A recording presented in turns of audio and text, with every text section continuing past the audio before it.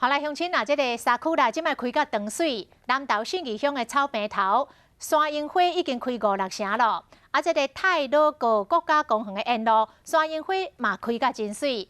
除了美丽沙区啦之外，嘉义太保的花海节今年加出一大片的日头花，正适合过年行春翕相打卡。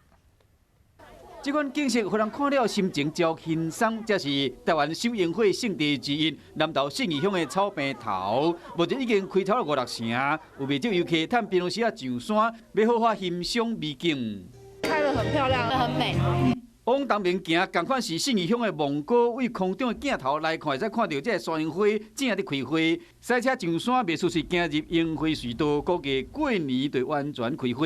继续往东边行，太鲁阁国家公园为关原到西部一带沿路，即马拢会使看到真侪山樱花伫开花啊！沿着中华公路一路向花莲方向，拢会使看到樱花。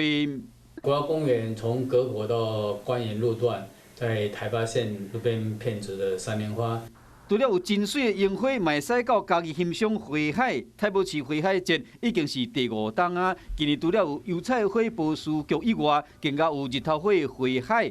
年假期间真适合规划大细汉做伙来遮翕相打卡，行春赏花。